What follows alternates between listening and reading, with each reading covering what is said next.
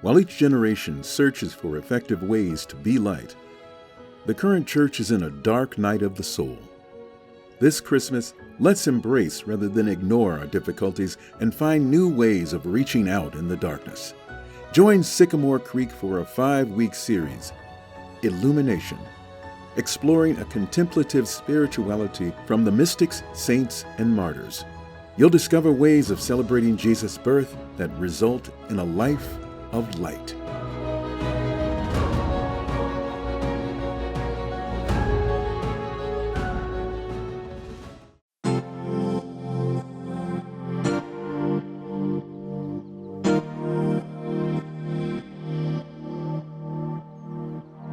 It is not strength that overcomes darkness, but light. Why do we celebrate Christmas on December 25th? Well, there's two main hypotheses. The first hypothesis is the history of religions hypothesis. This hypothesis says that December 25th was the Roman winter solstice, not the 21st like today, but the 25th, and the birth of Sol Invictus, the sun god. So this theory claims that Christianity supplanted this pagan celebration and decided to put Christmas on top of, well, the worship of the sun god. The second hypothesis is the calculation hypothesis. This hypothesis says that it was easier to calculate the Annunciation to Mary. The Annunciation is when the angel Gabriel comes and tells Mary that she's going to be pregnant, through Mary's cousin Elizabeth and her husband Zechariah on March 25th. Now, what's the relationship between December 25th and March 25th? Well, it's exactly 9 months later. Now, whichever hypothesis you go with, both of them have at least one thing in common, and that is that they both fall on what was the ancient Roman winter solstice. And the winter solstice is the darkest day of the year. Into this darkest day of the year, Jesus says, I am the light of the world. Now, we're in a long 18-month experiment, a series of series, looking at Jesus' most famous teaching, the Sermon on the Mount. And in the Sermon on the Mount, Jesus says, you are the light of the world. Now, he had said, I am the light of the world, but here in the Sermon on the Mount, he says, you are the light of the world. Let your good deeds shine out for all to see, so that everyone will praise your heavenly Father. Now, in this series of series, we are in the series of Christmas that we're calling Illumination, because Jesus says, you are the light of the world. It's basically like a history, biography, evangelism series. And we're using the book by Elaine Heath called The Mystic Way of Evangelism. Sort of trying to redefine evangelism for our day and age. And here's how we're redefining evangelism. True evangelism guides us all to fully live God's reign as Jesus did. True evangelism, not the evangelism that's coercive or manipulative or shaming or guilt-inducing, but true evangelism. It guides us all to fully live God's reign as Jesus did. Now today, because we're celebrating the birth of Jesus, I want to ask the question and answer it. What does the birth of Jesus, the incarnation, illuminate? In the book of 1 Timothy, this is the first letter written to Timothy, traditionally attributed to Paul, the first missionary of the church, but scholars disagree about whether he wrote it or not. But in the book of 1 Timothy, we read this. Without question, this is the great mystery of our faith. Christ was revealed in a human body and vindicated by the Spirit. He was seen by angels and announced to the nations. He was believed in throughout the world and taken to heaven in glory. Why was Christ revealed in a human body? What did this body illuminate? Or you could say, why did God become a human? I am the light of the world.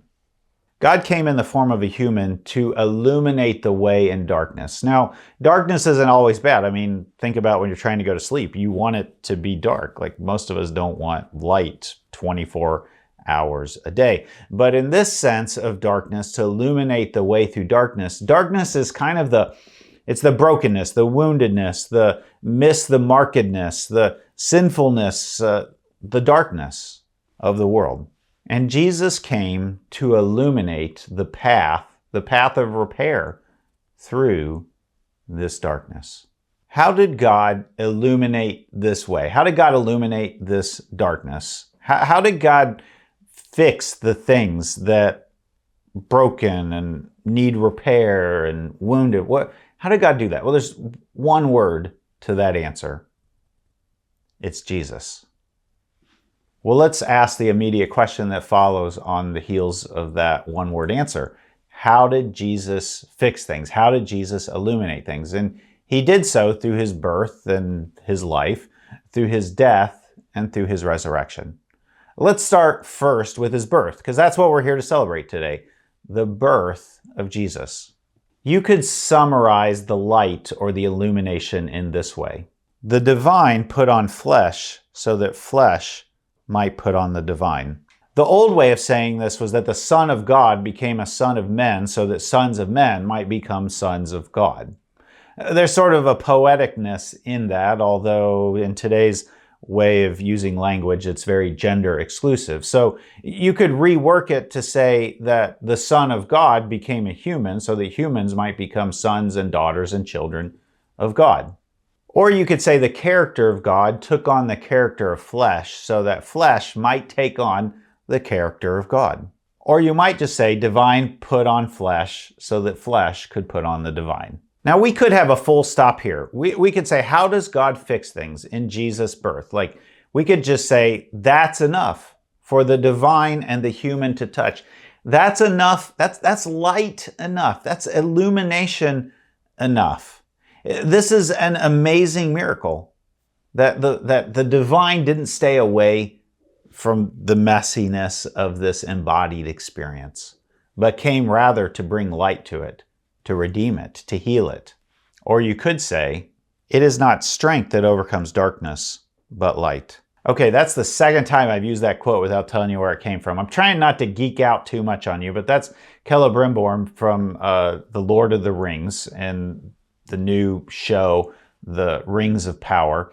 And he's talking to Galadriel, one of the key elves who ends up, inheriting one of the rings and being sort of one of the leaders in The Lord of the Rings. And I could go on, but that's not what we're really here for. I was just watching it recently, and when he said this to her, it hit me how powerful of a statement that is in light of the way that the divine comes in Jesus and lights the way through darkness. It's not through power, it's through a baby. It's through the light of a baby, the light of the incarnation, that darkness is overcome. Now, in Eastern Christianity, the incarnation is the real miracle. The incarnation, when Jesus is born, when God becomes human, that's the amazing thing. The divine touches the human. The crucifixion and the resurrection, those things, while important, are just sort of the natural outcome of when the divine touches the human. In this way, it could be said that Christmas is more important theologically than Easter. Did you catch that? Christmas is more important theologically than Easter. You don't have any Easter if you don't first have Christmas. You don't have any crucifixion and resurrection if you don't first have God coming in the form of a baby in the flesh. So let's take a stop here just for a moment and give you a chance to catch your breath, to think and give us some feedback. Talk to a neighbor, put it in the chat. Here's a question for you. What's a bigger celebration for you? Christmas or Easter? Let's talk about it.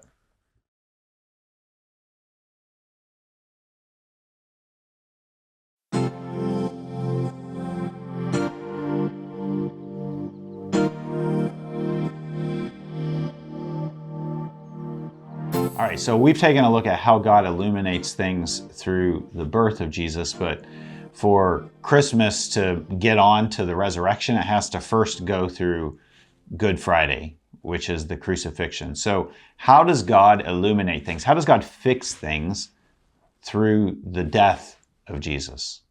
God who put on the flesh in the incarnation and the birth of Jesus has to first put on the corruptibility of mortality. This has to happen before you can get to the eternal, to the immortal. Death has to die. In so doing, Jesus will light the world. He says, I am the light of the world. Now, there's a bunch of different ways or theories of thinking about why Jesus died, but we like to sum it up here at Sycamore Creek with 3 words: forgiveness, freedom, and healing. One theory isn't enough, so we use 3 of them. 3 probably isn't enough either, but let's stay with 3 for now. Here's the technical terms for each of these 3 theories. Forgiveness is known as substitutionary atonement, and it's the theory that is most known in Western Protestantism. Christus Victor is the theory for freedom, and it's more discussed in Catholic or Latin theology. And the third for healing is theosis or divinization. Now, this is really important. We're not talking about divination here, which is like magically telling the future. Divinization, which is from the Greek word theosis, which means to become divine. And this is the Greek or the Eastern way of thinking about why Jesus died. Healing or theosis is all about the process of humans becoming divine. The divine took on flesh so that flesh might take on the divine. Now, what God is doing in the birth, the death, and the resurrection of Jesus is so beautiful that it takes more than one theory. Like, it takes all 3 of these and probably more to fully explain it. Now, this is when we're getting to the idea of faith seeking understanding. Sort of like we pop the hood of our car and we look under the hood, we put a light there and we illuminate it to see what we can see and to try to understand what we can understand. But at the end of the day, you don't have to understand how the engine works for the car to get you from point A to point B. And yet, our curiosity leads us to try to understand it. Let's dive into each of these 3 ways of thinking about why Jesus died. The first one is forgiveness. This one is the one that American Christians or Americans in general are most familiar with. The basic idea is that you were guilty. You broke all kinds of divine or God-ordained laws, and you are guilty, in need of forgiveness.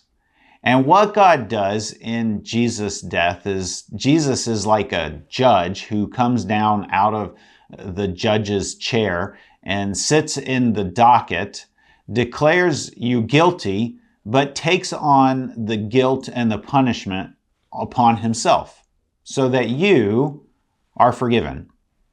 Now, have you ever messed up with somebody and confessed to them and been forgiven? You know the freedom, the emotional weight that falls off of your shoulders when someone forgives you.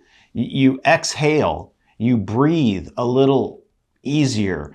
There's a sort of wasting away. There's like your stomach is in knots. But when you are forgiven, there's a kind of peace. A peace that you only have when that person says, I forgive you. All right, that's the first way of thinking about why Jesus had to die. It brings forgiveness. You can see this way of thinking about Jesus' death in the way that Jesus talks about it himself in what's become known as the Last Supper. Listen to what he says. For this is my blood, which confirms the covenant between God and his people. It is poured out as a sacrifice to forgive the sins of many. Jesus is speaking about the wine there at the meal, and he's saying it's his blood, it's his death, and it's about the forgiveness of sins, poured out for many for forgiveness. All right, this is the first way of thinking about Jesus' death, but the second way is summed up in the word freedom. In this way of thinking about how Jesus brought light through his death, Jesus is like a soldier on a rescue mission behind enemy lines. He's gone on this rescue mission because you are in bondage in enemy territory. And in the process of being on this rescue mission, he dies so that you might be set free. Have you ever been stuck or felt in bondage to something and gotten freedom from it? Have you ever been confined in a small space and been able to get out? Like all of a sudden you've got space. You can move around. You're not constricted. You have freedom of will to do what you love to do. It's an amazing feeling to gain freedom when you were in bondage. There's this really awesome scene that gets at this idea of how Jesus dies for our freedom. In the very first Captain America movie, you see when the general, that's played by Tommy Lee Jones, is talking to the scientist, played by Stanley Tucci, they're trying to figure out who is the best person to go through this transformation, this experimental transformation to become Captain America. And the general wants the big, strong, buff guy who's the obvious leader. And Stanley Tucci wants the skinny, scrawny little guy who has an amazing character. I want you to watch this scene and imagine this scrawny little character as Jesus being willing to go on a rescue mission so that you might be saved. Look at that. He's making me cry. I am looking for qualities beyond the physical. Do you know how long it took to set up this project? All the grubbling I had to do in front of Senator What's-His-Name's committees? Yes, I know. I am well aware of your efforts. Then throw me a bone. Hodge passed every test we gave him. He's big, he's fast, he obeys orders, he's a soldier. He's a bully. You don't win wars with niceness, Doctor. You win wars with guts. Grenade! Move, move, move! Get away! Get back!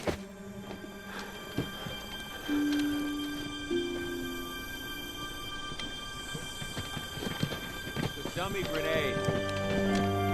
All clear. Back in formation. Is this a test? He's still skinny. I love it. Steve Rogers, this is who he is before he's Captain America, is willing to throw himself on the grenade and die. He doesn't know it's a dummy grenade, but he's willing to throw himself on the grenade and die so that those around him might be saved. This is a way of thinking about how and why Jesus died so that you might gain freedom. We see this way of thinking about Jesus' death in the way that Jesus says to pray in what's called the Lord's Prayer. And lead us not into temptation, but deliver us from the evil one. Now, usually we say deliver us from evil, but the definite article, the is actually there in the Greek. The evil one. Deliver us from the evil one. There's a way that Jesus understands himself as being in enemy-occupied territory and needing deliverance, needing being set free. All right, here's another opportunity for you to catch your breath, to think about all this. Put it in the chat or turn to your neighbor and answer this question. When have you sacrificed something for the well-being of those around you? Or when has someone done it for you? Let's talk about that.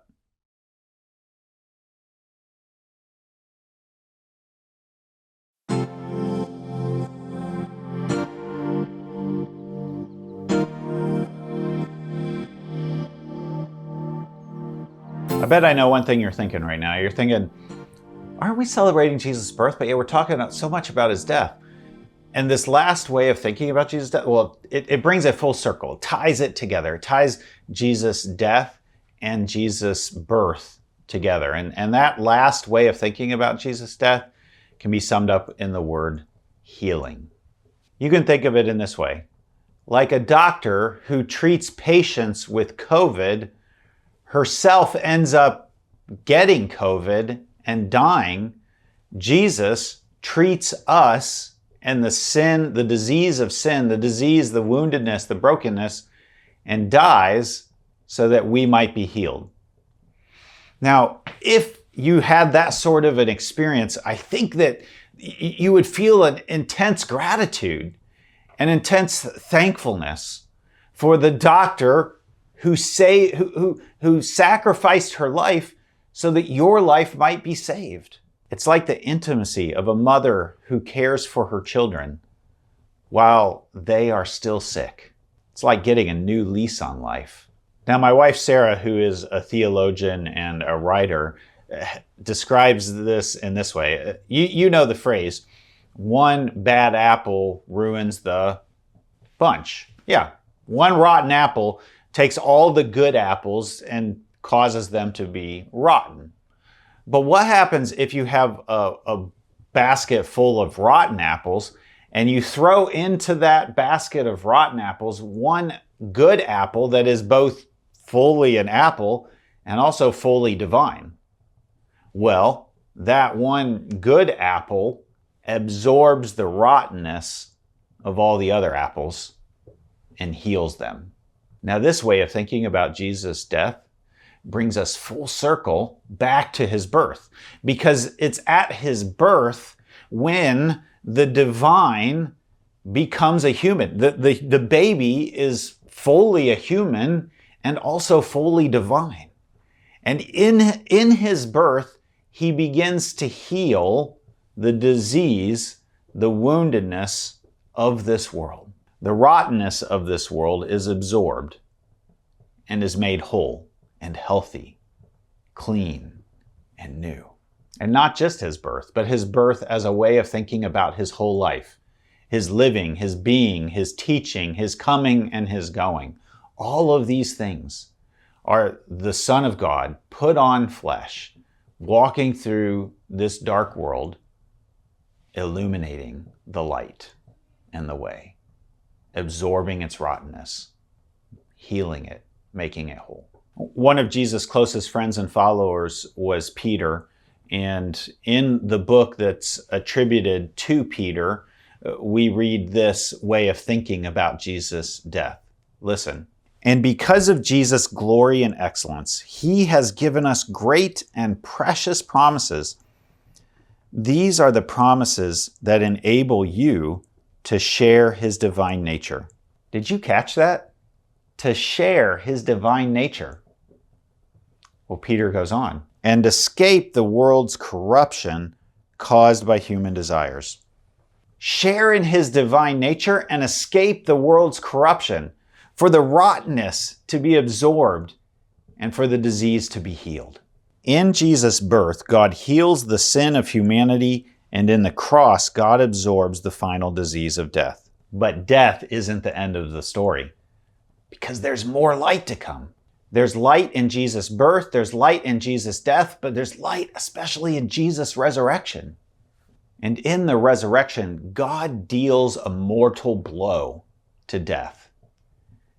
Death dies. Isn't that amazing? Death dies. We can see this in Matthew's account of the resurrection when he tells the story of Jesus saying, "Then the angel spoke to the women. 'Don't be afraid,' the angel said.